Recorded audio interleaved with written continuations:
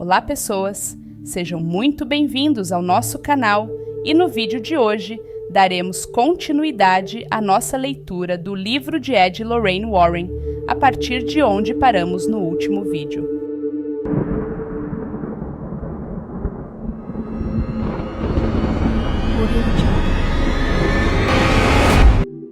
Annabelle. Quando o telefone toca na casa dos Warren e um clérigo com um tom de voz sombrio do outro lado da linha pede para falar com Ed, é grande a probabilidade de que algo sério tenha acontecido. Foi assim com Annabelle. Desta vez, o encaminhamento vinha de um padre episcopal. Telefonando dos escritórios administrativos da igreja em Connecticut, o clérigo estava repassando uma mensagem que recebera de um ministro de outro local do estado. Embora as informações dadas pelo padre fossem superficiais, ele disse a Ed que 2 jovens enfermeiras haviam se comunicado com o que julgavam ser um espírito humano. Porém, o padre tinha dúvidas de que esse fosse mesmo o caso, porque o pedido de ajuda incluía o fato de que um amigo das garotas havia sido atacado fisicamente.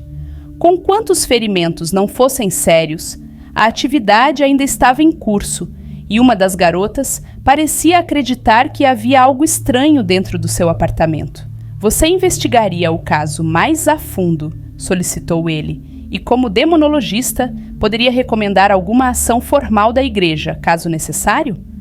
Concordando com a avaliação do clérigo de que algo de natureza espiritual negativa pudesse estar atuando, Ed Warren aceitou o encaminhamento. Com isso, o padre informou a Ed o número de telefone e o nome das jovens. Após falar com o sacerdote, Ed ligou imediatamente para o número que lhe fora dado. Ao conseguir contatar uma das enfermeiras, Ed averiguou a existência do problema e disse à jovem que ele e Lorraine estavam a caminho. Embora o tráfego estivesse tranquilo na interestadual naquele dia, os Warren levaram bem mais de 1 hora para chegar ao endereço do moderno prédio baixo de apartamentos. Após estacionarem o carro, o casal foi até a porta da frente e Ed tocou a campainha. Ele levava consigo um gravador de fita cassete, uma câmera e uma maleta preta. O som de passos que se aproximavam pelo lado de dentro logo se fez ouvir. Ferrolhos de trancas foram soltos e uma jovem de 25 anos, atraente, ainda que de rosto sério, chamada Deirdre Bernard, abriu a porta. Ed e Lorraine Warren apresentaram-se e, em seguida, foram levados ao apartamento. A jovem enfermeira conduziu os Warren até a cozinha, passando por uma ampla sala de estar. Ali, Carl Randall e sua noiva, Lara Clifton, estavam sentados à mesa tomando um café. Deirdre apresentou-lhes os Warren, mas os jovens falaram muito pouco. A expressão facial séria e esgotada dos 3 dizia tudo. Os demonologistas então se sentaram à mesa junto com os jovens. Após inserir a fita cassete no gravador, Ed ligou o aparelho e registrou o horário, a data, o endereço e o nome completo dos principais envolvidos no case. Tudo bem, começou ele. Eu gostaria de ouvir a história inteira, desde o começo. Quem aqui pode contar lá? Eu posso, respondeu Deirdre. Certo, Cal. Lara, por favor, acrescentem qualquer detalhe que ela deixar de mencionar, orientou Ed. São 2 histórias, na verdade, disse Deirdre. Uma que começou no início da semana com Cal. A outra é sobre Annabelle, mas suponho que ambas sejam sobre Annabelle. Não tenho certeza. Quem é Annabelle? Perguntou Ed na mesma hora. Ela pertence a Deirdre, tomou Lara. Pertence? Indagou Lorraine. Annabelle é um ser vivo? Se ela é viva, tomou Deirdre, confusa. Ela se mexe, age como se estivesse viva, mas não, acho que ela não é viva. Annabelle está na sala de estar, disse Lara, apontando por cima da mesa. Está sentada no sofá. Lorraine olhou para a esquerda, para a sala de estar. Você está falando da boneca? Isso mesmo, respondeu Lara. Aquela boneca de pano Raggedy Ann, grande. Aquela é Annabelle. Ela se mexe. Ed se levantou e foi até a sala de estar para inspecionar a boneca. Ela era grande e pesada, do tamanho de uma criança de 4 anos de idade, e estava sentada com as pernas estendidas no sofá. Os olhos negros sem pupila encararam-no de volta, enquanto o sorriso pintado dava à boneca uma expressão de ironia sinistra. Depois de examinar a coisa sem tocá-la, Ed voltou à cozinha. De onde veio a boneca? Ed perguntou a Deirdre. Foi um presente, respondeu a jovem. Minha mãe me deu no meu último aniversário. Existe algum motivo para sua mãe ter comprado uma boneca para você? Indagou Ed. Não, era só uma novidade para decoração, disse a enfermeira. Tudo bem, prosseguiu ele. Quando você começou a notar a ocorrência de alguma atividade? Há mais ou menos 1 ano, disse Deirdre. A boneca começou a andar sozinha pelo apartamento. Não estou querendo dizer que ela se levantou e andou por aí, nem nada assim. Quero dizer que quando chegávamos do trabalho, ela nunca estava exatamente onde a tínhamos deixado. Explique essa parte um pouco melhor, solicitou Ed. Depois que ganhei a boneca de aniversário, explicou Deirdre, eu a deixava em cima da cama todo dia de manhã, depois que a cama estava arrumada. Os braços ficavam ao lado do corpo e as pernas, estendidas para frente exatamente como ela está sentada ali, agora. Porém, quando voltávamos para casa, à noite, os braços e as pernas estavam posicionados de formas diferentes. Por exemplo, as pernas estavam cruzadas na altura dos tornozelos, ou os braços estavam cruzados no colo dela.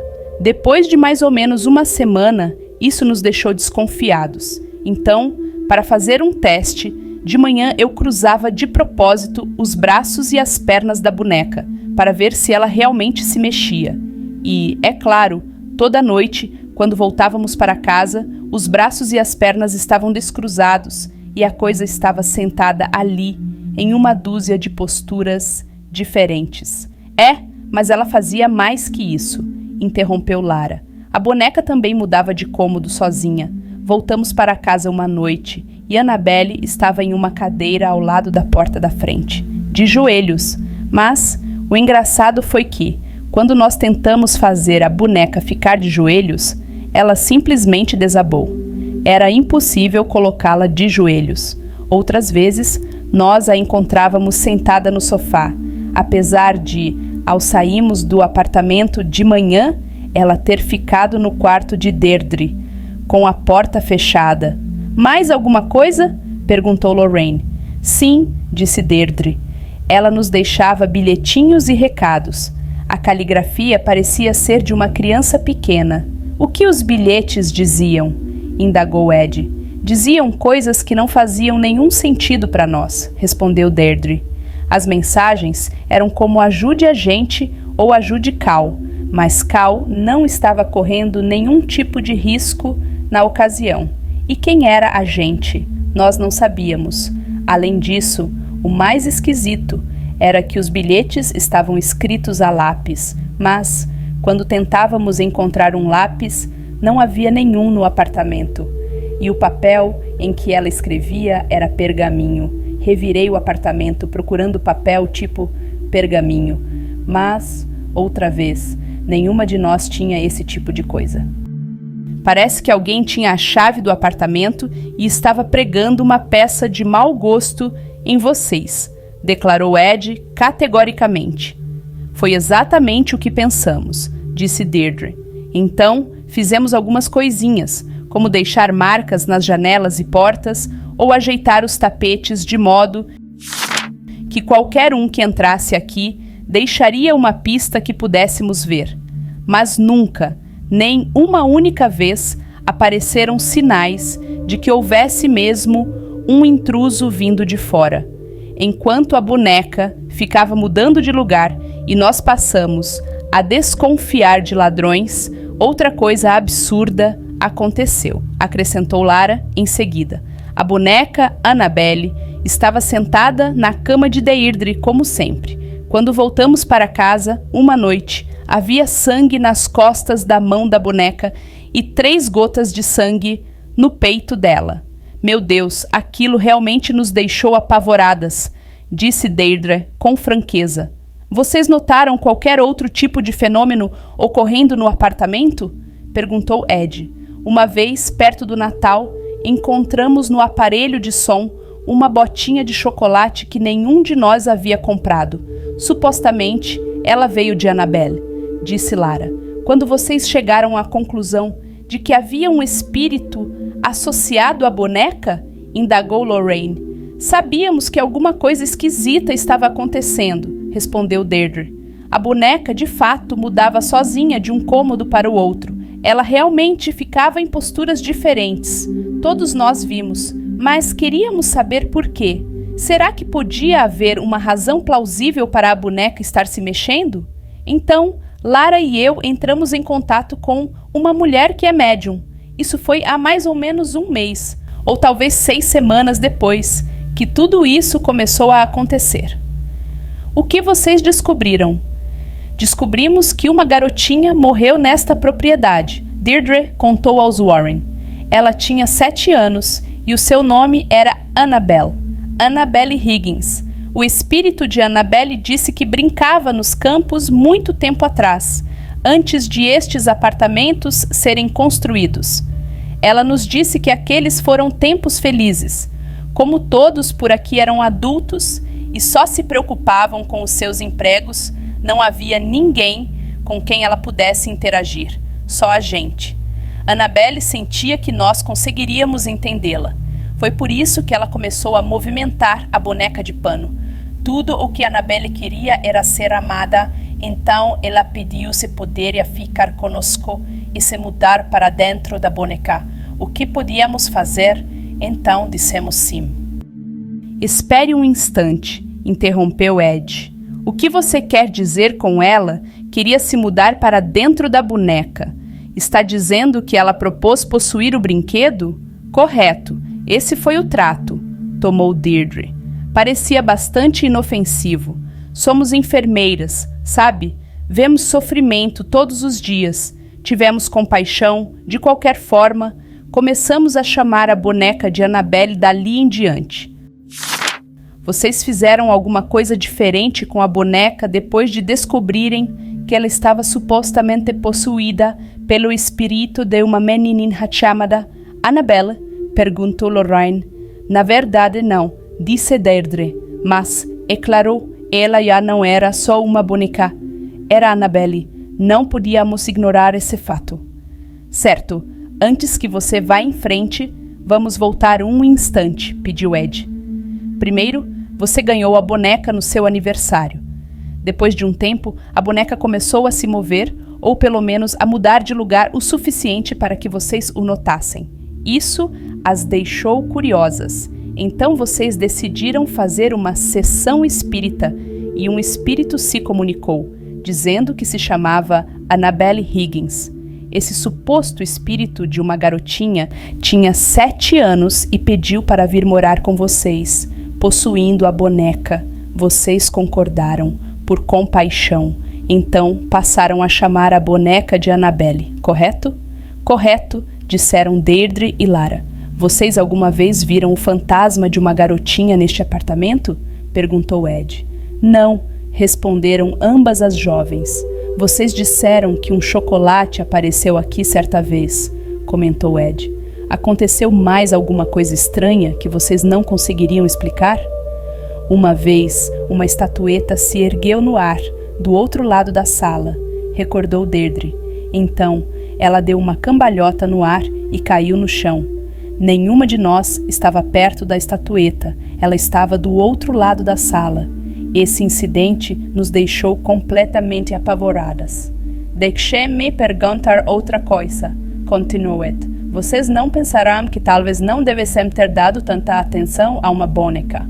Não era uma boneca, corrigiu o Deirdre.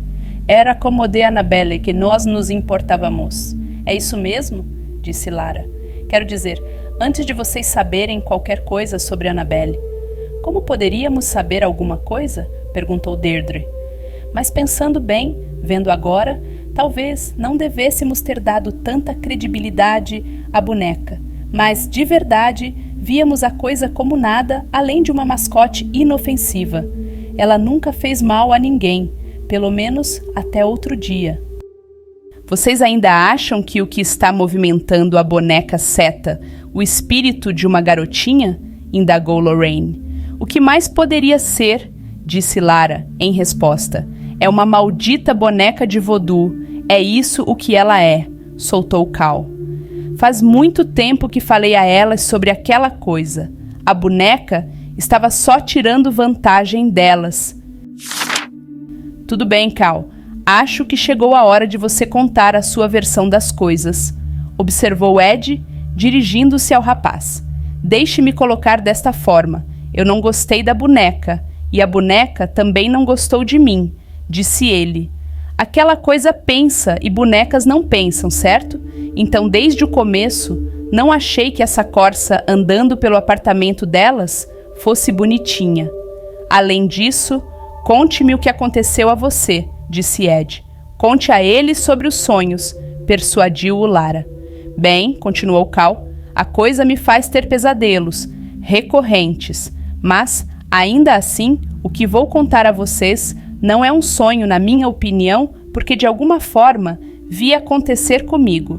Da última vez que aconteceu, caí no sono em casa, um sono muito pesado.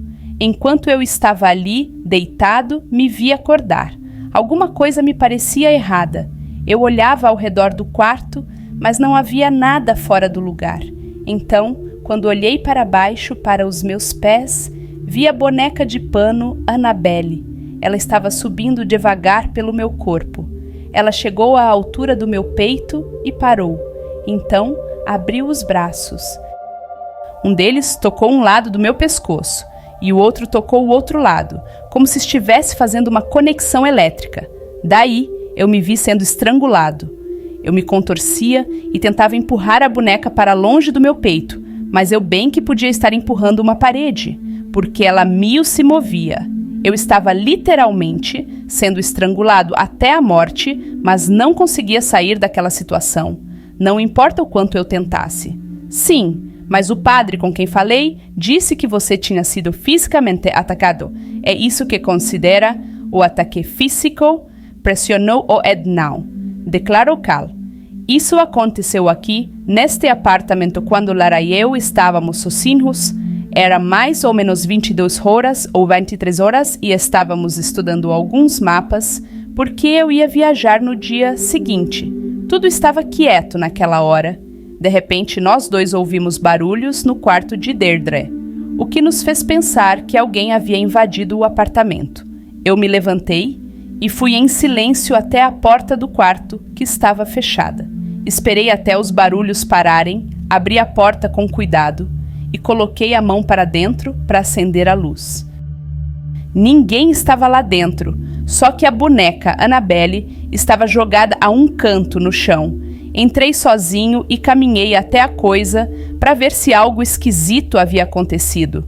Porém, quando cheguei perto dela, tive a nítida impressão de que alguém estava atrás de mim. Eu me virei no mesmo instante e, bem, ele não vai falar sobre essa parte, declarou Lara. Quando Cal se virou, não havia ninguém ali, mas de repente ele soltou um berro e agarrou o peito.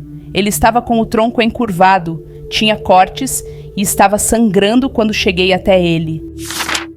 A camisa estava ensopada de sangue. Cal estava tremendo, apavorado. Voltamos para a sala de estar. Então abrimos a camisa dele e no peito havia o que pareciam ser marcas de garras. Posso ver a marca? Perguntou Ed. Já sumiu agora, disse-lhe o rapaz. Eu também vi os cortes no peito dele, manifestou-se Deirdre em apoio aos amigos. Quantas havia? Indagou Ed. 7, disse Lara. 3 eram verticais, 4 horizontais. Você tinha alguma sensação nos cortes? Todos os cortes eram quentes, como se fossem queimaduras, disse o rapaz. Você já teve cortes ou ferimentos na mesma região do peito antes de acontecer esse incidente? Questionou Ed. Não, tornou ele. Você perdeu a consciência antes ou depois de o ataque acontecer? Não, foi novamente a resposta. Quanto tempo levou para os ferimentos cicatrizarem? Perguntou Lorraine Warren. Elas cicatrizaram bem depressa, disse Cal. Já tinham quase sunido no dia seguinte e sumido totalmente no outro. Aconteceu mais alguma coisa desde então? Perguntou Ed. Não, foi a resposta de todos. Quem foi a primeira pessoa que vocês contataram depois que ocorreu o incidente? Entrei em contato com um padre episcopal chamado Kevins. Deirdre informou a Ed e Lorraine. Por que vocês decidiram chamá-lo em vez de chamar um médico? Indagou Lorraine. Você acha que alguém de fora teria acreditado de onde tinha vindo aquela marca de garras no peito de Cal? Perguntou Deirdre retoricamente. Além disso, concordamos que os cortes eram menos importantes do que o modo como Cal foi ferido. Queríamos saber se isso aconteceria outra vez. Nosso problema era a quem perguntar. Há algum motivo para vocês terem chamado especificamente o padre Kevins? Questionou Lorraine. Sim, confiamos nele, disse Deirdre. Ele dá aulas aqui perto, em uma faculdade que ministra apenas os 2 primeiros anos dos cursos de graduação. Além disso, Lara e eu o conhecemos. O que vocês contaram ao padre? Perguntou Ed. A história toda sobre Annabelle e como ela se movia sozinha, e principalmente sobre os cortes de Cal, respondeu Deirdre. No início, tivemos receio de que ele não acreditasse, mas não foi esse o problema. Ele até que acreditou. No entanto, concluiu ela, o padre disse que nunca tinha ouvido falar desse tipo de coisa acontecendo hoje em dia. Nos estávamos morrendo de medo na ocasião e perguntei o que ele achava que tinha acontecido conosco. O que ele falou? Indagou Ed. Ele disse que não queria fazer especulações, respondeu Deirdre.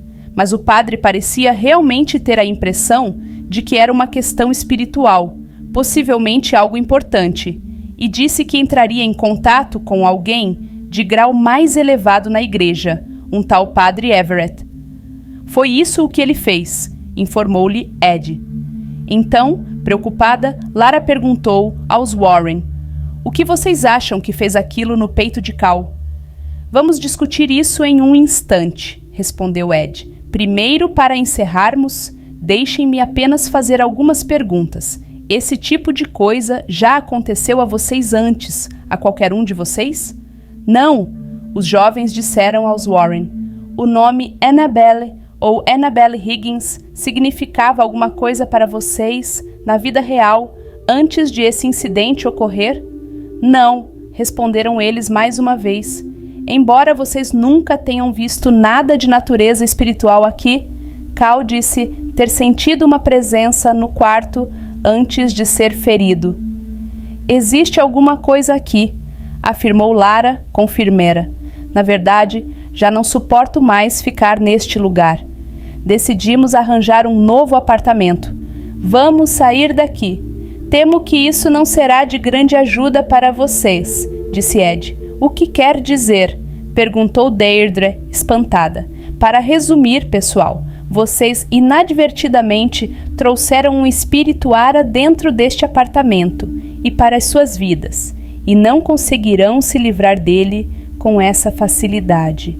A afirmação de Ed era compreensivelmente inquietante. Por prudência, ele e Lorraine permaneceram calados para que os 3 jovens colocassem os pensamentos em ordem. Passado um longo minuto, Ed tomou a falar.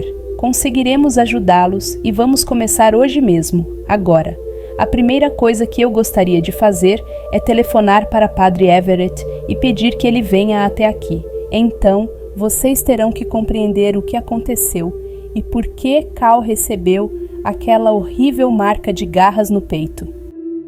Eu poderia usar o telefone? Ed não teve problemas para contatar o padre episcopal, que já estava à espera do seu telefonema. Lorraine, enquanto isso, dirigiu-se à sala de estar para detectar a presença espiritual que estava no apartamento. Depois do telefonema, os Warren retomaram a cozinha junto com os outros. Tudo bem? Disse Ed, impassível. Quando o padre Everett chegar, ele vai realizar uma espécie de bênção. Exorcismo da propriedade. Eu sabia, declarou Cal, enfático. Eu sabia que ia dar nisso. Sim, creio que sim, disse-lhe Ed, mas não estou certo de que algum de vocês saiba por que motivo. Para começar, não existe nenhuma Annabelle. Nunca existiu. Vocês foram enganados. No entanto, estamos de fato lidando com um espírito aqui. O teletransporte da boneca enquanto vocês estavam fora do apartamento, o aparecimento de bilhetes escritos em pergaminho, a manifestação simbólica de 3 gotas de sangue e os gestos que a boneca fazia, tudo isso é significativo. Essas coisas me dizem que havia intento, o que significa que havia uma inteligência por trás da atividade. No entanto, fantasmas, espíritos humanos, pura e simplesmente não conseguem provocar fenômenos dessas natureza e intensidade. Eles não têm esse poder. Em vez disso, o que se apossou deste lugar é algo inumano.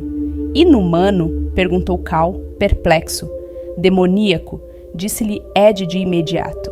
Normalmente as pessoas nunca são incomodadas por espíritos demoníacos inumanos, a menos que façam alguma coisa para trazer essa força para suas vidas. E sinto dizer, garotas, mas vocês fizeram algo para trazer o demoníaco para as suas vidas.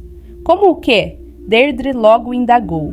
Bem, na sua maioria, vocês cometeram erros honestos, mas, neste caso, cometeram os piores erros, respondeu Ed. O primeiro erro de vocês foi ter dado tanta atenção para a boneca. Vejam, a razão pela qual o espírito movimentou a boneca no início era chamar atenção para si. Ao conseguir a atenção de vocês, ele passou a explorá-las. Em vez de retribuir a sua preocupação e o seu cuidado, ele simplesmente lhes causou medo e até mesmo ferimentos físicos. Essa é a natureza do espírito inumano. Ele é negativo, gosta de provocar dor. Logo no início, vocês não deveriam ter tolerado a atividade incomum. No entanto, em vez de cortar o mal pela raiz, o fato despertou a curiosidade de vocês, e isso foi notado, em termos sobrenaturais. O erro seguinte foi contatar uma médium, prosseguiu Ed. Quem quer que tenha atuado como médium foi involuntariamente usada pela entidade como instrumento de comunicação. Durante a sessão, esse espírito inumano transmitiu informações falsas a vocês. O espírito demoníaco é mentiroso. Ele já foi até chamado de pai da mentira. Vocês foram enganadas por um espírito da mentira e, sem suspeitar de nada, acreditaram na história. O pior erro, porém, foi dar ao espírito a permissão de que ele precisava para entrar na boneca. Era isso o que ele queria, e tirou proveito do fato de vocês ignorarem sua existência para fazê-lo. Por quê? Indagou Lara. Porque, para de fato interferir na vida de vocês, o espírito demoníaco precisa obter sua permissão para fazê-lo de algum modo, e, infelizmente, por meio da sua livre e espontânea vontade, vocês lhe deram essa permissão. Foi o mesmo que entregar uma arma carregada a um maníaco. Então, a boneca está possuída? Quis saber Deirdre. Não, ela não está possuída. Espíritos não possuem objetos. Espíritos possuem pessoas, informou Ed.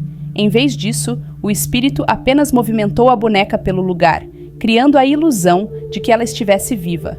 Mas, como vocês, moças, acreditavam que era o espírito de uma garotinha, Annabelle, a aparência e a realidade eram a mesma coisa. Em resumo, vocês se mantiveram abertas, e um espírito negativo e enganador tirou vantagem disso, com a sua permissão, é claro.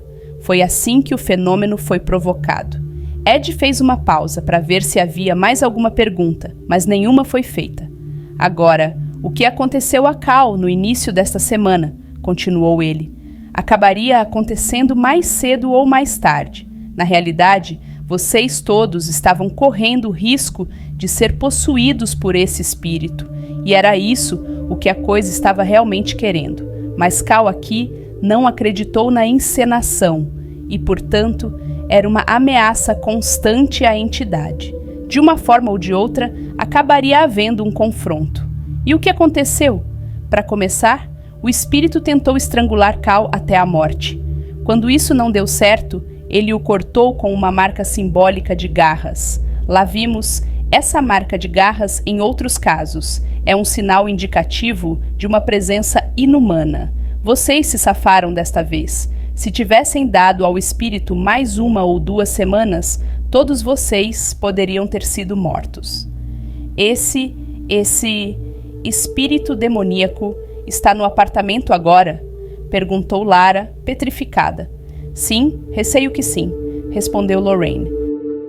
Há apenas uma entidade envolvida, mas seu comportamento é absolutamente imprevisível.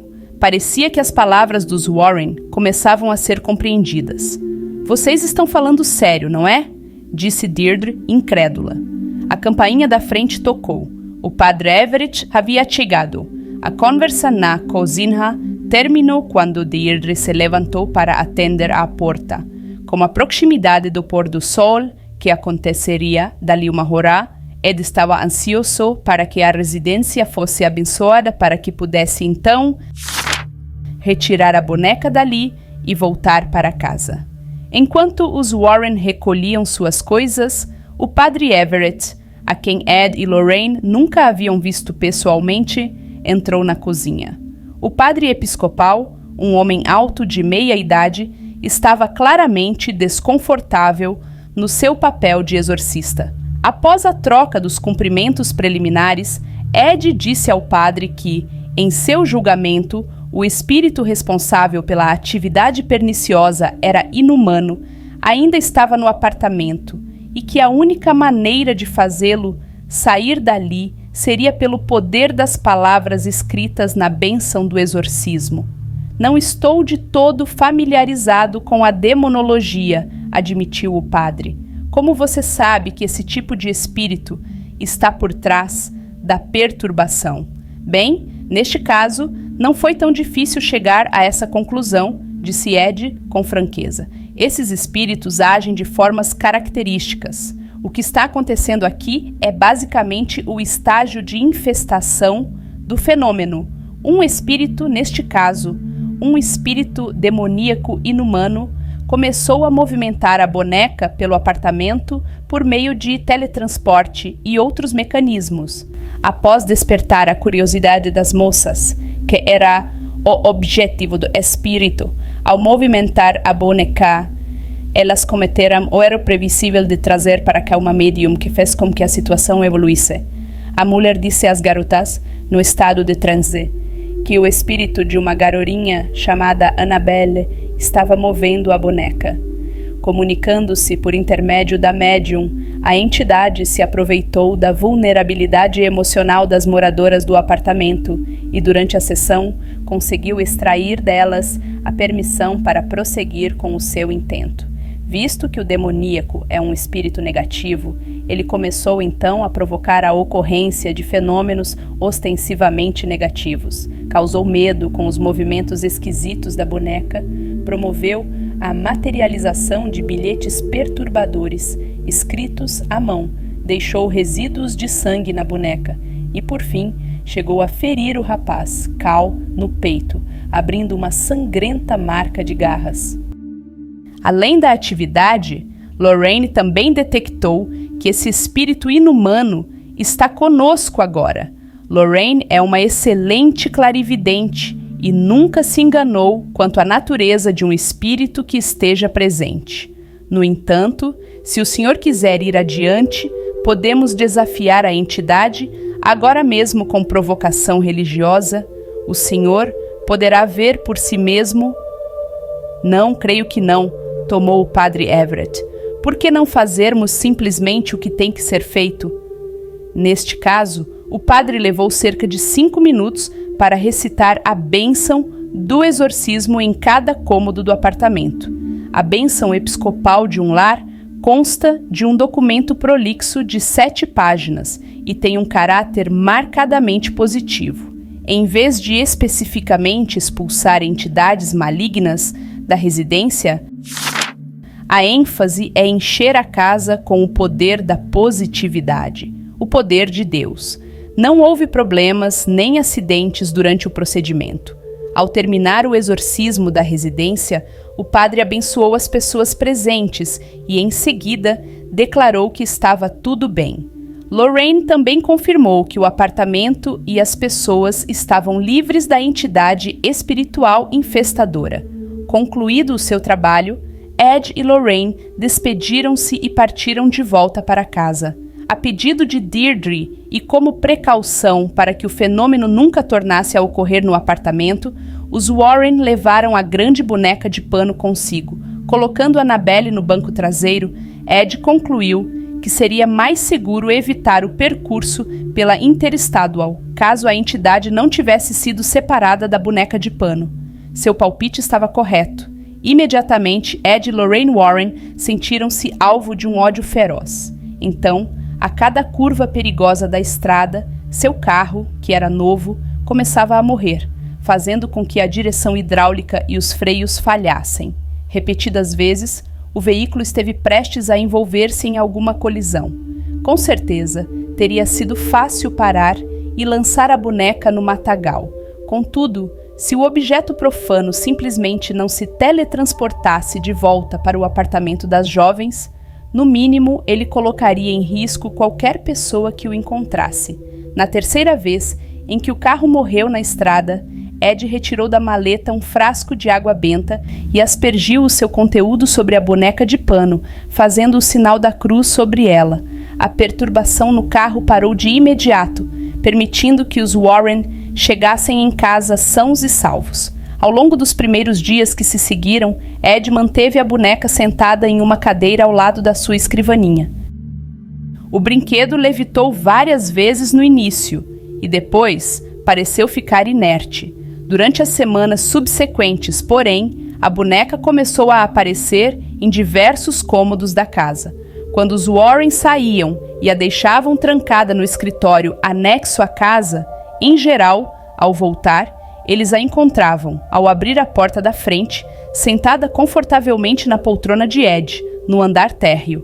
Percebeu-se ainda que Annabelle trouxera um amigo, o uragato preto que, por vezes, se materializava ao lado dela. O gato rondava o cômodo uma vez, prestando atenção especial aos livros e outros objetos do escritório de Ed. Em seguida, voltava para junto da boneca R e desmaterializava-se a partir da cabeça.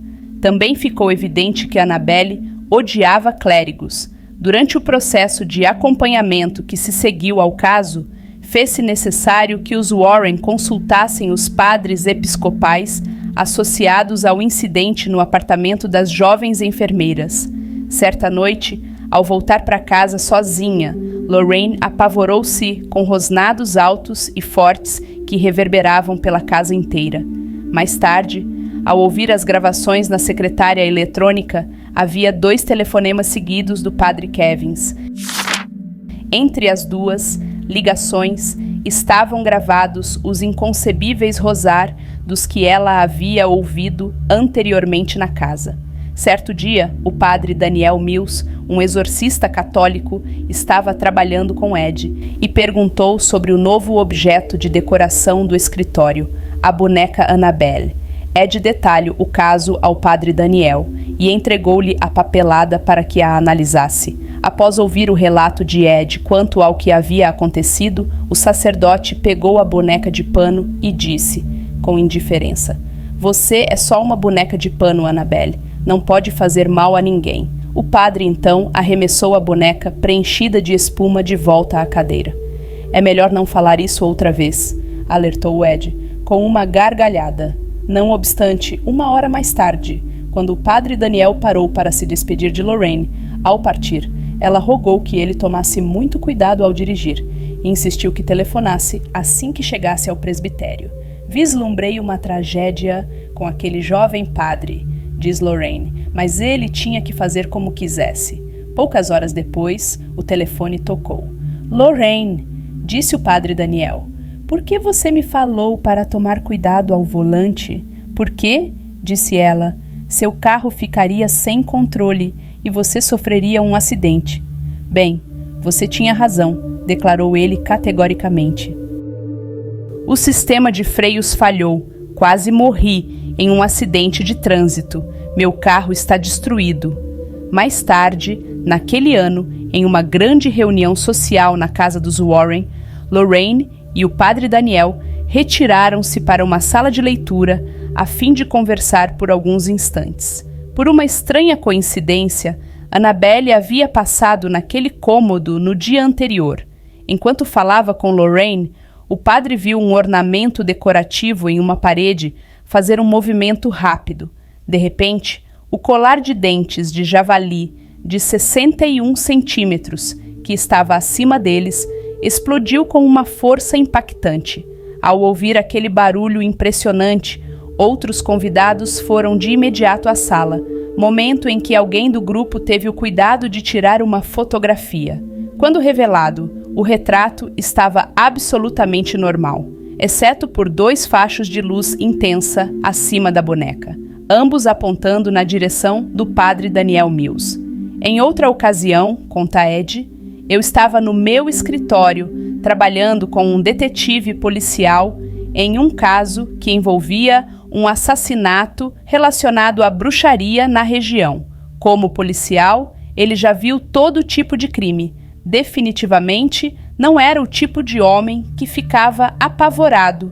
Enquanto conversávamos, Lorraine me chamou lá para cima para atender a um telefonema interurbano. Eu disse ao detetive que ficasse à vontade para olhar o meu escritório, mas que tomasse o cuidado de não tocar em nenhum dos objetos, porque vinham de casos em que forças demoníacas haviam sido invocadas. Bem, não devia fazer mais de 5 minutos que eu havia saído do escritório quando esse detetive apareceu lá em cima, absolutamente branco. Quando lhe perguntei o que acontecera, ele se recusou a falar. Lembra Ed, abrindo um largo sorriso. O homem apenas ficava murmurando: a boneca de pano é real? Ele estava falando de Annabelle, é claro. Aquela bonequinha fez com que ele passasse a acreditar nessas coisas. Na verdade, pensando bem, todas as reuniões que tive com o detetive depois daquele dia aconteceram sempre no escritório dele. Ainda na semana passada, ocorreu um incidente parecido aqui, acrescenta Lorraine. Contratamos um carpinteiro para vir construir mais estantes no escritório de Ed enquanto ele estava fora, na Escócia. O carpinteiro subiu as escadas e pediu que eu levasse a boneca para outro lugar, para que ele pudesse continuar trabalhando. Com toda a franqueza, a boneca me assusta.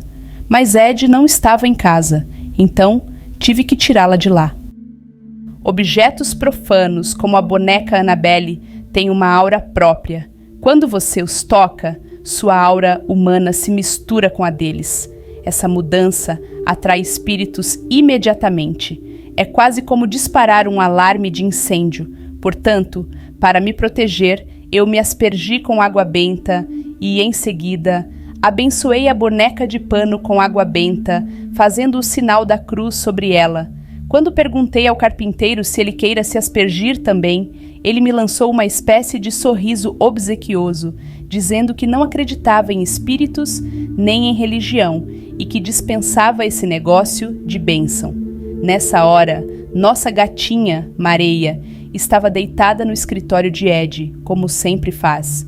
Assim que peguei Annabelle para levá-la para o outro lado da sala, os pelos de Marei se arrepiaram e ela começou a soltar uns miados estridentes, aflita de pavor. Ela se esgueirou até a porta que dá para fora e começou a chamar de uma forma estranha, como eu nunca tinha ouvido um gato fazer antes. Marei não parou até que abri a porta do escritório e deixei que ela saísse para a luz do sol. O carpinteiro observou tudo, pasmo. Então, sem dizer uma palavra, ele estendeu o braço, pegou o frasco de água benta da minha mão, diz ela com um grande sorriso, e se aspergiu na mesma hora. É como digo quando estamos fazendo trabalho de campo. Nunca encontrei um ateu em uma casa mal assombrada. É difícil para as pessoas aceitar a existência de algo que foram condicionadas a acreditar que não existia, afirma Ed. No entanto, falta de conhecimento permitiu que esse espírito negativo conseguisse entrar na vida de 3 jovens incautos. Se eles soubessem que tais espíritos sinistros existem, então é bastante provável que hoje um rapaz não teria sido fisicamente ferido com a marca da besta. Não obstante, muitos sustentam que a noção de espíritos é irracional e infundada, dizendo que o fenômeno é uma ilusão, uma alucinação ou que simplesmente não existe. Na melhor das hipóteses, a atividade pode ser esclarecida pela ciência. Será mesmo? Recentemente, os Warren abordaram tal assunto em rede nacional de televisão. Fenômenos sobrenaturais. 1h30 após deixarem Connecticut, Ed e Lorraine Warren estão sentados em uma sala de bastidores, aguardando para gravar o David Susskind Show na cidade de Nova York. O tema do programa daquela noite é o oculto, e durante o primeiro bloco, 3 pessoas contam como morar em uma casa mal assombrada. Os Warren vão participar do restante do programa, em uma discussão em formato de painel com o padre Alfonso Strebold, o Dr. Alex Tanous e 2 pesquisadores de fenômenos psíquicos, que o casal acabou de conhecer. O padre Strebold, amigo de longa data de Ed e Lorraine, é frade franciscano e professor de teologia. Ele é também especialista em demonologia e fenômenos paranormais. O Dr. Tanous é um respeitado médium e teólogo que dá aulas na Universidade de Southern Maine.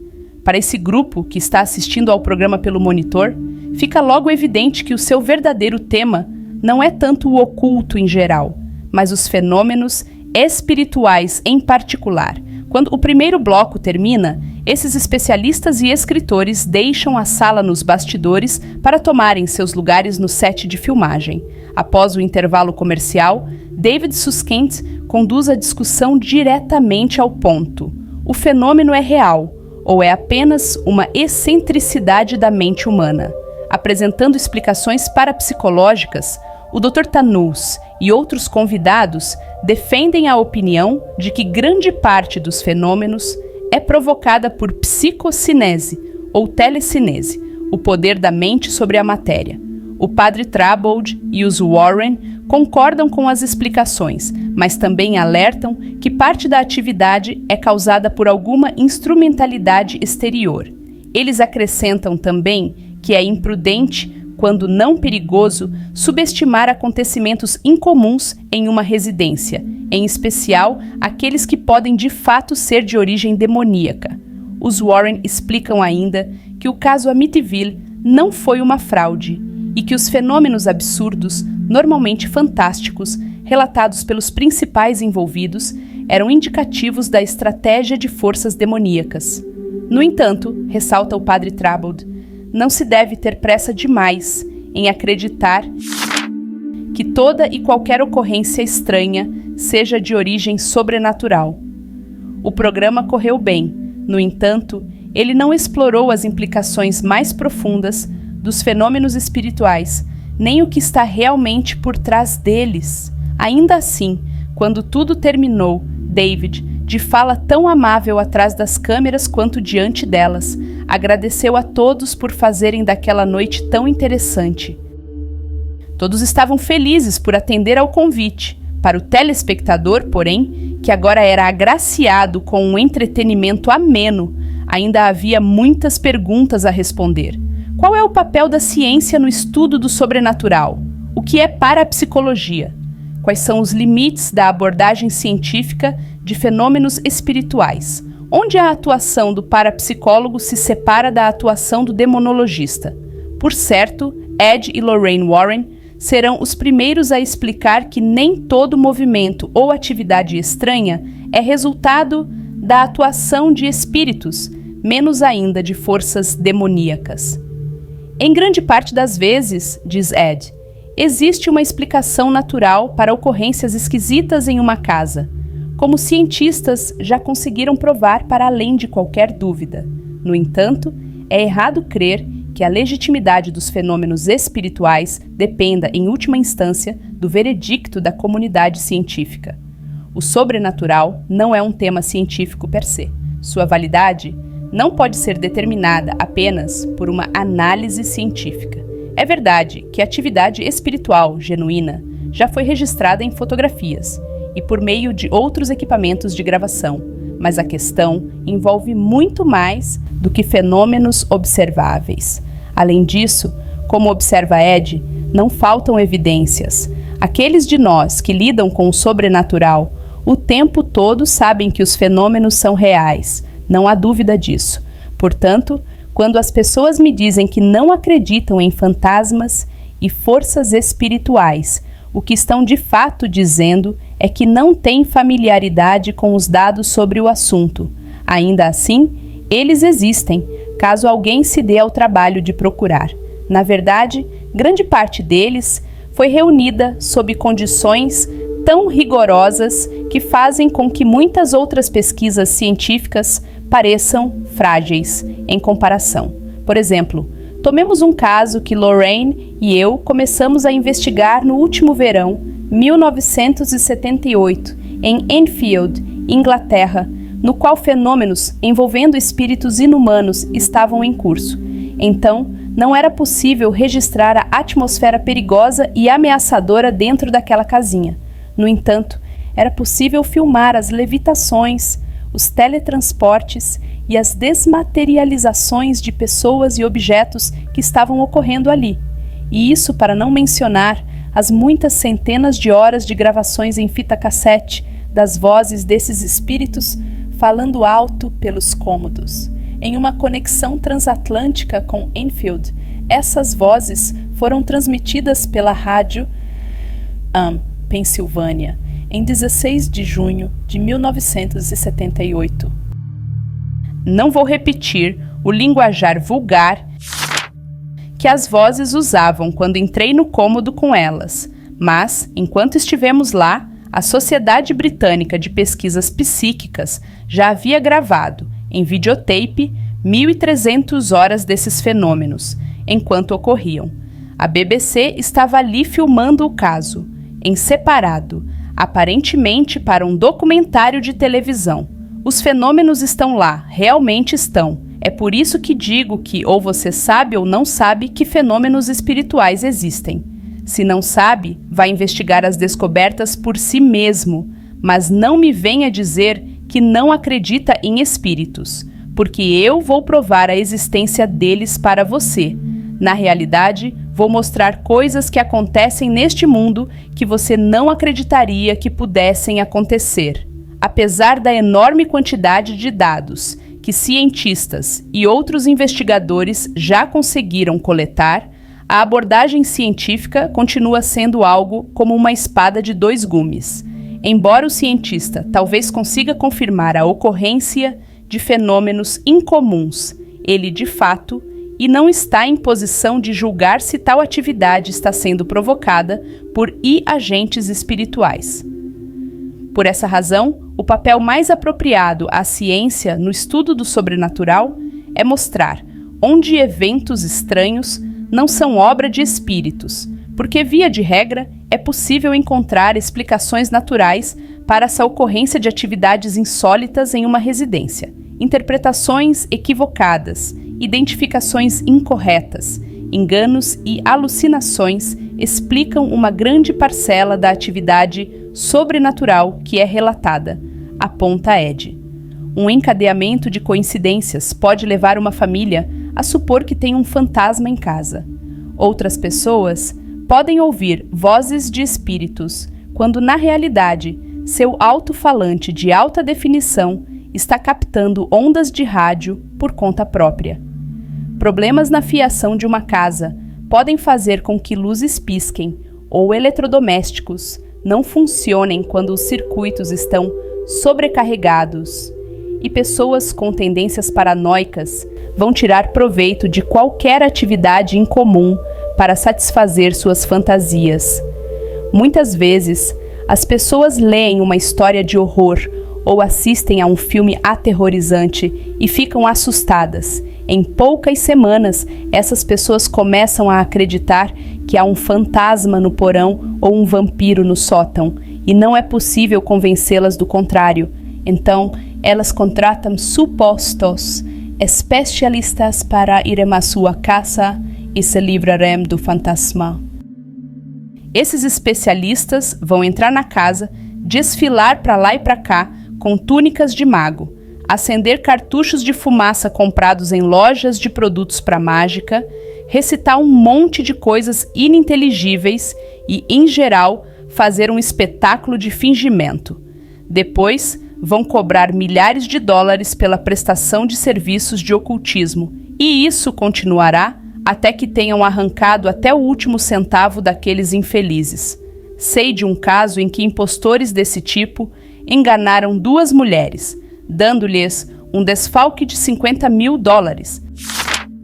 Talvez a primeira explicação legítima para incidentes peculiares em uma casa seja a psicocinese, o poder que a mente tem de levitar ou teletransportar pequenos objetos por um espaço. A PK, como é abreviada, é provocada pela transferência de energia psíquica para objetos. Tipicamente, o indivíduo que emana essa energia está em um momento de intensa pressão e estresse. Crianças frustradas ou furiosas costumam ser a origem de atividade PK. Embora seja incomum, a psicocinese pode se assemelhar a fenômenos provocados por espíritos, sugere Ed. Levitações PK raramente envolvem pesos acima de meio quilo. Até hoje, nenhum experimento demonstrou que a mente humana possa mover pesos superiores a 1 quilo. Espíritos demoníacos, ao contrário, normalmente movimentam móveis ou eletrodomésticos que demandariam 2 homens fortes para serem erguidos. Às vezes, existem razões físicas comuns para movimentos estranhos, prossegue ele, tais como perturbações magnéticas ou geológicas na área em que são relatadas as movimentações. Vez por outra, a eletricidade cria forças que promovem uma suspensão da gravidade ou outros efeitos inusitados perto de paredes. Aquecedores elétricos instalados em rodapés podem gerar eletricidade estática capaz de atrair ou levitar objetos leves de plástico ou de papel. Sabe-se que canos de aço e outros objetos metálicos dentro das paredes podem ficar magnetizados, o que lhes dá a capacidade de atrair pequenos pregos ou clipes de papel. Embora tal atividade possa parecer misteriosa, o que está realmente acontecendo é perfeitamente normal. Nas ocasiões em que não há uma explicação humana nem física para acontecimentos estranhos, então a causa da perturbação tende a ser mesmo a presença de espíritos. E quando espíritos são os responsáveis, na maioria das vezes, a atividade pode ser atribuída a poderes espirituais inumanos. Não obstante, fenômenos insólitos, em si, não constituem a principal preocupação do demonologista. Em regra, esse é o trabalho do parapsicólogo, que estuda fenômenos incomuns a partir de um ponto de vista científico. No passado, a parapsicologia era muito mal vista, porque aqueles que se intitulavam parapsicólogos costumavam ser pessoas que se afirmavam especialistas e ostentavam títulos solicitados por correio como credenciais. Hoje em dia, porém, o assunto é uma área legítima de investigação, estudada por profissionais certificados nas principais universidades e instituições de pesquisa. Em geral, afirma Ed, o parapsicólogo está em busca de uma única coisa: uma ligação entre fenômenos insólitos e as capacidades latentes da mente humana. No entanto, quando se depara com a problemática dos fenômenos espirituais inumanos, o parapsicólogo costuma se referir a eles como uma atividade poltergeist. Poltergeist é uma palavra do alemão antigo que significa fantasma barulhento e travesso. O termo, porém, é uma forma inadequada de registrar os fatos, porque não especifica nem lida com a verdadeira causa da perturbação. Ainda assim, a parapsicologia, por estar aliada à ciência, pode oferecer apenas explicações dentro do âmbito de conceitos científicos e técnicas de teste já aprovados. Em consequência, o parapsicólogo normalmente é colocado na posição contraditória de analisar o reino sobrenatural usando princípios que se aplicam apenas ao reino natural. Infelizmente, dada essa limitação, na maioria das vezes, o parapsicólogo conclui que aquilo que ele não pode testar simplesmente não existe. Por isso, ele lança mão de uma palavra evasiva, como poltergeist, quando se faz necessária uma linguagem mais específica. Como observa Ed, grande parte dos fenômenos espirituais é invisível e imensurável. As manifestações exteriores representam apenas uma parte de um quadro muito maior que não pode ser medido com instrumentos de teste. Embora a parapsicologia tenha nos fornecido muitos dados sobre fenômenos insólitos e a ligação deles com o homem, ela nunca sequer se aproximou de uma compreensão dos verdadeiros princípios metafísicos que regem a maioria dos fenômenos espirituais. Na realidade, como regra, o parapsicólogo não acredita na existência de espíritos, às vezes até o ponto do ridículo. Ainda recentemente, por exemplo, eu estava em uma residência com problemas que eu sabia que estavam sendo causados por um espírito. Por acaso, acabei mencionando isso ao investigador-chefe do projeto. Esse negócio de espíritos não existe, ele me disse. Bem, assim que ele falou isso, uma caixa de lenços de papel se ergueu no ar, atravessou a sala voando e o acertou na cabeça. Acho que admito estar errado desta vez, disse ele perplexo. Os Warren não se consideram parapsicólogos, visto que existe uma diferença fundamental entre a parapsicologia e a demonologia. A parapsicologia não dá credibilidade ao sobrenatural, ao passo que a demonologia se ocupa apenas de eventos sobrenaturais. Embora o parapsicólogo e o demonologista possam investigar o mesmo caso, cada um tende a olhar para os fenômenos a partir de perspectivas completamente diferentes. Meu trabalho, diz Ed, é cuidar para que pessoas não se machuquem, seja física ou mentalmente, e fazer com que os fenômenos cessem ou entrar em contato com alguém que possa fazê-lo. Quando forças demoníacas estão envolvidas, esse alguém acaba sendo o clero. Na minha experiência, o parapsicólogo parece estar preocupado apenas com o seu livro de registros. Ele costuma estar em uma investigação porque foi enviado para lá ou porque está trabalhando com alguma espécie de subvenção. Ele olha para as pessoas como a origem do problema e sua função é listar e registrar o máximo de fenômenos que puder. E é realmente melhor que ele não volte aos seus superiores com a explicação de que um fantasma estava por trás da perturbação. Eu não tenho esses problemas. Entro em um caso primeiro como investigador de fenômenos psíquicos, continua Ed, e não entro nele esperando encontrar atividade espiritual. Se me convenço de que nenhum espírito está envolvido, saio do caso. Como demonologista, tenho interesse apenas em fenômenos sobrenaturais. Se é natural, não é da minha alçada. A atividade natural continuará sem propósito ou direção e acabará desaparecendo. Mas perturbações sobrenaturais acontecem por um motivo. O cientista pode passar misses. Em um local mal, assombra-se que ocorra nada passível de teste. Então, certa tarde, eu chego ao lugar com objetos religiosos, provocou o que está ali e, de repente, diante de testemunhas, começa o pandemônio. Esses são fenômenos sobrenaturais. Você precisa ir além do manual de ciências para encontrar as respostas aqui. No nosso trabalho, Lorraine aproveita o gancho. Não estamos interessados apenas nos fenômenos, como o cientista estrito costuma estar. A base das nossas funções é com as pessoas, porque, na maioria das vezes, a atividade espiritual está direcionada para as pessoas. Em geral, entramos em um caso quando a família já está sendo assediada há algum tempo. Normalmente, a polícia, os psicólogos e os parapsicólogos Terão dito a essas pessoas que elas estão imaginando coisas ou que não estão dizendo a verdade. E eles falam isso porque não compreendem, ou não querem compreender, os fenômenos espirituais. Dada a nossa experiência, enxergamos as coisas de forma diferente. Vemos pessoas normais nas garras de verdadeiro horror. Nós não as desacreditamos sumariamente como se fossem desequilibradas, nem lhes dizemos que estão tendo uma reação exagerada. Perguntamos a elas por que os seus sentimentos são tão intensos.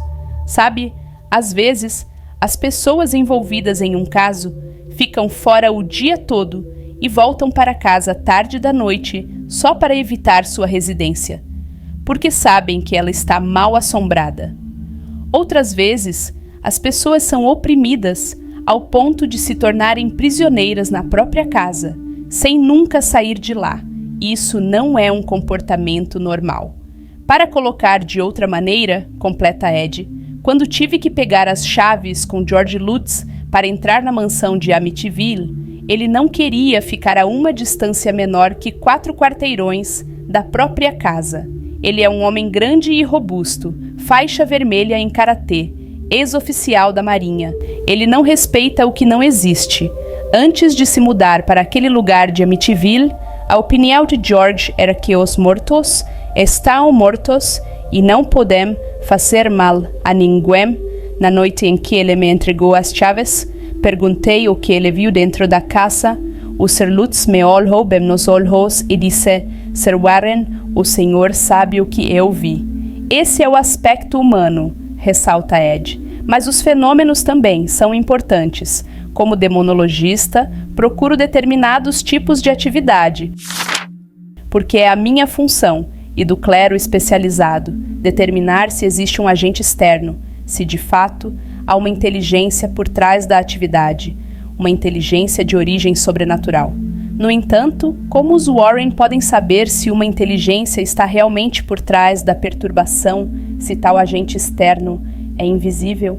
Lorraine explica, embora essa inteligência em geral escolha permanecer invisível, não há como cometer equívocos quanto ao que está por trás dos fenômenos, em especial se for um espírito demoníaco inumano. A atividade ocorrerá em círculos, ao contrário, em sentido anti-horário ou em alguma evidente violação às leis da física.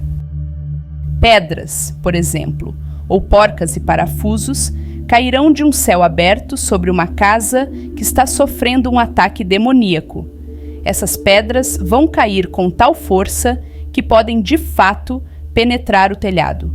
Também já vimos essa mesma chuvarada de pedras acontecer dentro de uma casa. E para que se perceba que tais eventos não são de origem natural, os objetos cairão em zigue-zague, desafiando a lei da gravidade, de modo que não reste dúvidas quanto ao que está realmente por trás deles. A propósito, essa chuva de pedras, ou até mesmo de pequenos animais como rãs ou peixes, não é rara. Ela acontece em algum lugar deste país mais ou menos uma vez por semana, e não serão apenas objetos caindo. Uma dúzia de outras ocorrências sobrenaturais estará acontecendo dentro da residência exatamente ao mesmo tempo, e enquanto esse show de fenômenos exteriores está acontecendo, um ataque semelhante, de caráter subjetivo, será lançado contra as próprias pessoas. Coisas pavorosas, como crianças inocentes se transformando em monstros sórdidos com força sobre-humana, ou adultos envelhecendo de repente, da noite para o dia, ou assumindo as feições dos mortos. E, em muitos casos, esses efeitos não são totalmente reversíveis. Sim, essas coisas acontecem. Isso é muito real, algo seríssimo. Quando forças demoníacas são as responsáveis por uma perturbação, normalmente, vidas são arruinadas. Quando os Warren são chamados a investigar uma possível presença demoníaca, que procedimento usam para determinar a natureza do espírito presente? Quando nos encaminham um caso, responde Ed, em geral é por meio de autoridades eclesiásticas. Depois de tomarmos conhecimento do problema, Contatamos de imediato os principais envolvidos. Naturalmente, o fator tempo é essencial.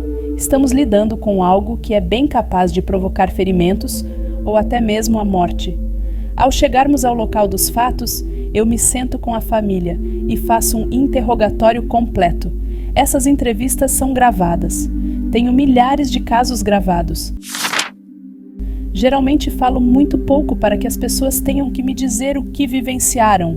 Fico atento a certas pistas e características que distinguem a atuação do espírito demoníaco de outros tipos de fenômenos.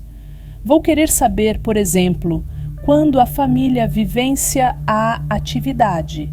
A maioria dos problemas espirituais ocorre durante a noite, depois que o sol se põe. A família notou odores estranhos na casa ou rápidas variações de temperatura?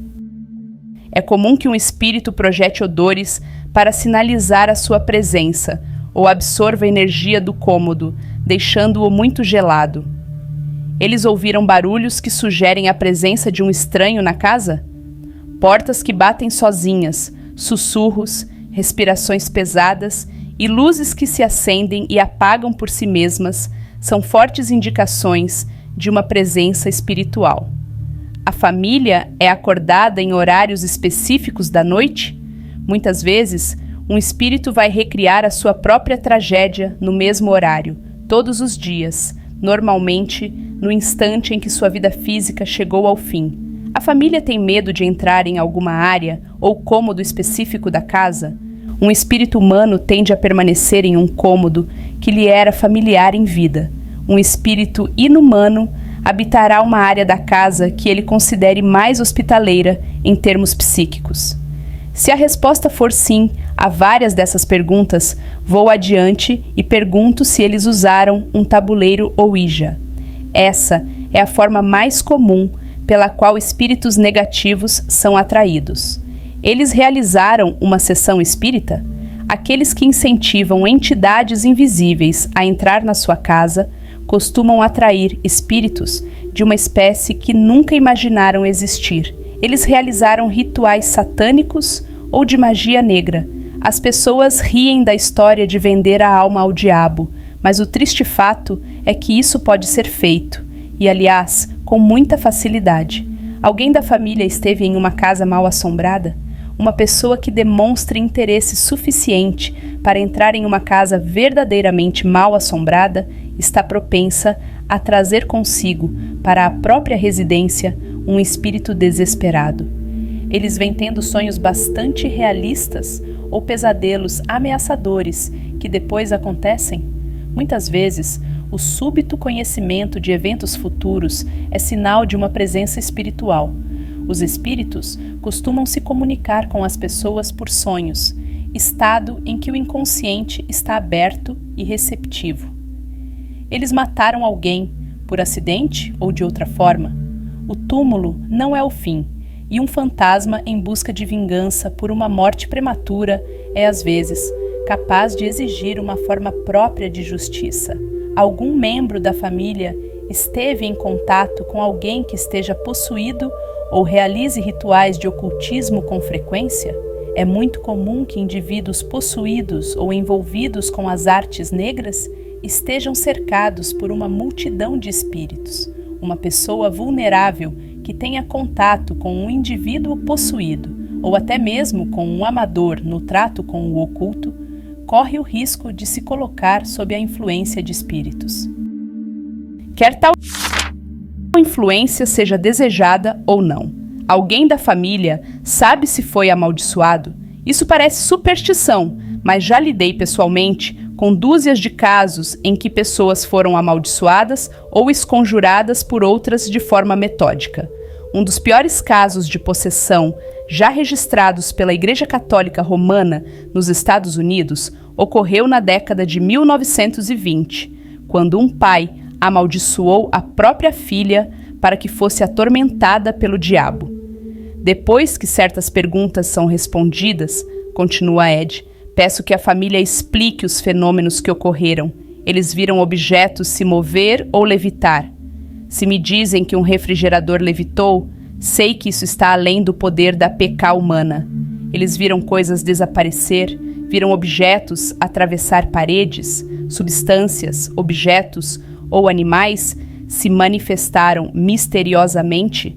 Depois de 1 hora fazendo essas perguntas, vou saber se as pessoas estão ou não sendo honestas, se a atividade é aleatória ou proposital, se há uma inteligência por trás dos fenômenos e se essa inteligência é de origem humana ou demoníaca.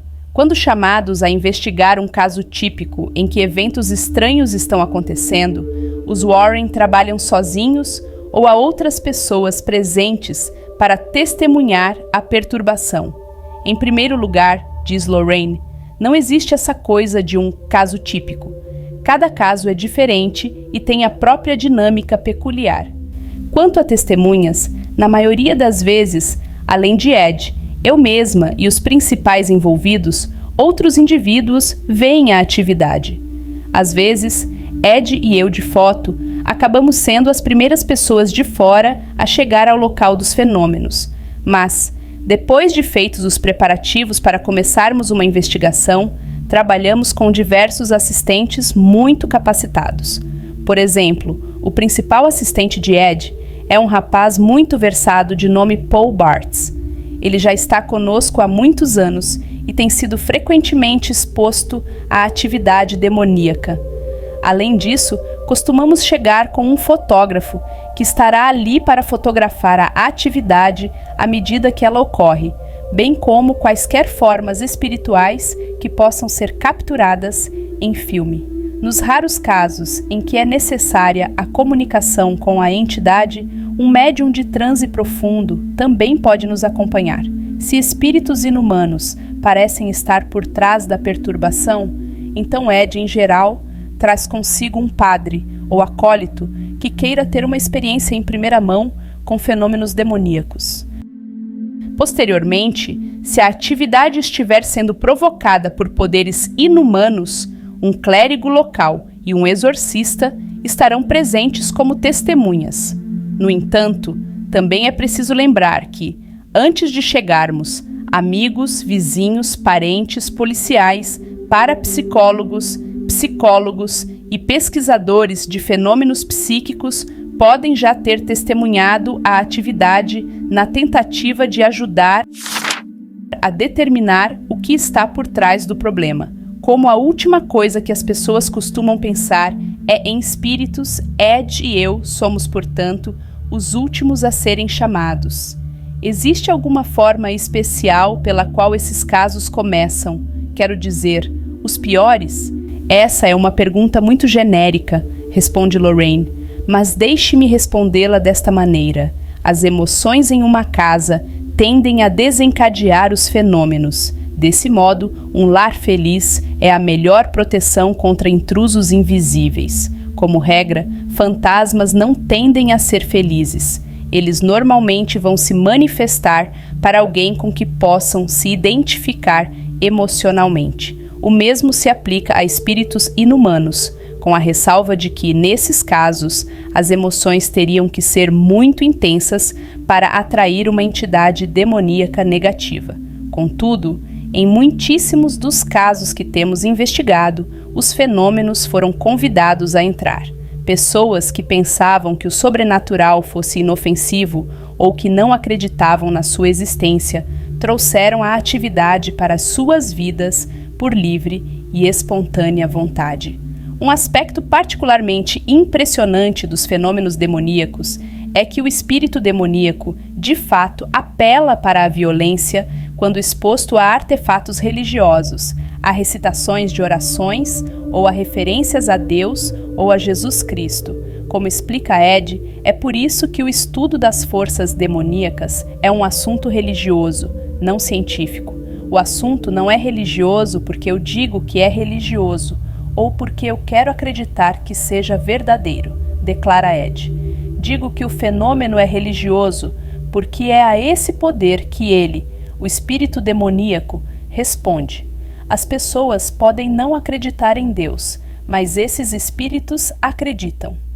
Existe outra maneira de compreender o espírito demoníaco inumano exceto em um contexto religioso? Em última análise, a resposta é não. Você acha que não percorri essa mesma linha de raciocínio? Indaga Ed. Você pode chamar o fenômeno de poltergeist, como faz o cientista, mas quando o espírito começa com a sua ação profana, esse rótulo se desfaz bem depressa. Simplesmente, não há uma explicação secular, ou seja, não religiosa, para a existência desses espíritos. Ed e Lorraine Warren dão palestras ao público e a grupos profissionais que se ocupam de fenômenos espirituais há pouco mais de uma década. Em 1968, quando os Warren fizeram sua primeira palestra pública, Ed e Lorraine já haviam dedicado mais de 22 anos à pesquisa e ao estudo dos fenômenos sobrenaturais. Contudo, eles não faziam ideia de que pessoas comuns tinham interesse em ouvir sobre suas experiências. Para grandes plateias, ponderavam Ed e Lorraine, o assunto em pauta era demasiado assustador. Além disso, apenas aqueles que haviam vivenciado os fenômenos teriam interesse no tema. É muito melhor deixar essas questões para lá. Não exatamente, argumentou o chefe de um comitê local de bolsas de estudo. Por que não trazem uma dúzia das suas pinturas de casas mal assombradas para a prefeitura e então dão uma palestra no dia da exposição artística de jogos de chá? O dinheiro dos ingressos daria um verdadeiro impulso à campanha de bolsas de estudo. Em um gesto em prol da comunidade, os Warren concordaram.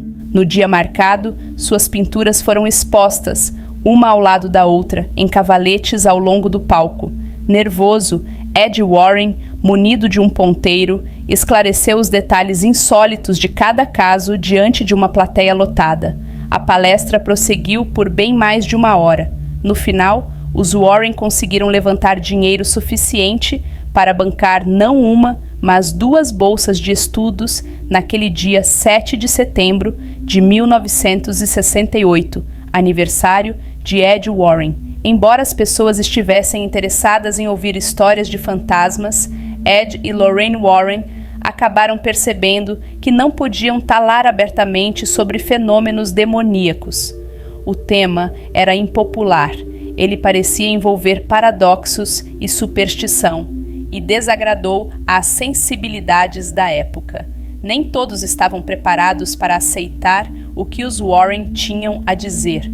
Então, por alguma estranha razão, tudo isso mudou de repente.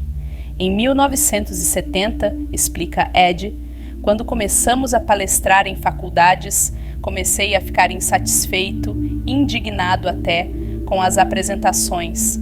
Lorraine e eu presumimos sinceramente que pessoas mais instruídas quisessem saber toda a história sobre o tema dos fenômenos espirituais. Mas, naquela época, todos estavam em busca da verdade, só que tinha que ser um certo tipo de verdade que estivesse de acordo com os preconceitos em voga. Enquanto falávamos sobre casas mal assombradas e fantasmas, as pessoas ficavam satisfeitíssimas. Quando tínhamos que mencionar espíritos demoníacos, demonologia, o diabo, ou pior, se citávamos Cristo, padres ou religião, uma onda de animosidade emergia da plateia, como se alguém tivesse apertado um interruptor. A hostilidade, às vezes, era tão intensa que não conseguíamos sequer prosseguir. Embora muitos estivessem acompanhando o que estávamos dizendo, outros se levantavam e iam embora. Na mesma hora, professores se tomavam especialistas e nos desafiavam com argumentos irrefletidos sobre a inexistência dos espíritos. Alguns chegaram a nos dizer que tudo o que tínhamos vivenciado desde a década de 1940 não havia sequer acontecido. A situação chegou a tal ponto que pensei seriamente em voltar para o meu estúdio e levar uma vida tranquila como pintor, enquanto trabalhava com pessoas que, de fato, precisassem de ajuda em questões espirituais. Um dia no carro, eu disse a Lorraine: "Chega, não vou nem mesmo mencionar o assunto demonologia de agora em diante. Se as pessoas querem pensar Que a coisa pare em fantasmas e casas mal assombradas? Pois que seja. Não vou expor nosso trabalho ao ridículo para que algum repórter ressentido consiga publicar uma história. E não vou deixar que as pessoas transformem em zombaria o trabalho sério que o clero especializado faz nessa área. Lorraine concordou comigo. Enquanto eu falava essas coisas, passamos por acaso por um grande prédio abobadado de uma sede de missão, situado às margens do rio Hudson. Eu sempre quis entrar naquele local, então dei meia volta com o carro e estacionei. Entramos pela porta da frente e nos vimos em um saguão silencioso e de muito bom gosto. Um padre já idoso e curvado, com uma bengala, estava olhando vasos e outros objetos ornamentais chineses dentro de uma vitrine. Atravessei o saguão e parei ao lado dele. Nossa, padre, disse eu, essas coisas com certeza vieram de muito longe. Ele tinha um semblante muito sereno, muito belo. O homem ergueu os olhos para mim e disse: passei muitos anos de minha vida trabalhando na China, como missionário. Com isso, começamos a conversar. Falei sobre o meu trabalho e ele ficava assentindo com a cabeça, como se conhecesse bem tudo aquilo. Realizei muitos exorcismos na China, disse ele, mas não conto a alguns padres daqui o que já fiz. Eles não sabem, não acreditam. Então, ele olhou bem dentro dos meus olhos e disse: gostaria que você fosse ver a freira japonesa na biblioteca do primeiro andar. Por que, padre? Perguntei a ele. Porque ela tem algo a lhe dizer, algo que você deveria saber. Lorraine e eu subimos as escadas, entramos na biblioteca e encontramos a freira. Ela parecia uma mulher muito inteligente, tinha mais de 50 anos e vestia um hábito preto. Nós nos apresentamos e então contei sobre a conversa que tive com o padre idoso lá embaixo. Ela sorriu e assentiu do mesmo jeito que ele tinha feito. Você está muito desanimado com as coisas que vêm lhe acontecendo ultimamente, Sr. Warren, disse ela exatamente assim. Não sinta mais esse desânimo. O trabalho que está fazendo tem um propósito. As coisas vão mudar para você muito em breve, antes do que imagina. Então, ela continuou e nos contou sobre o trabalho dela como freira e suas experiências com exorcismos pelo mundo todo. Quando terminou de falar, ela me deu um livro muito erudito sobre demonologia religiosa e exorcismo. O livro veio a ser importante para mim posteriormente. Porém, daquele dia em diante, quando saíamos para dar as palestras e acabávamos falando às pessoas sobre a existência das forças demoníacas, não houve mais ridicularização. Foi como se um enorme peso tivesse sido tirado das minhas costas. De repente, as pessoas passaram a ter interesse naquilo que estávamos dizendo e começaram a fazer perguntas sérias. Foi uma grande reviravolta. E agora, hoje em dia, o assunto desperta um interesse tremendo.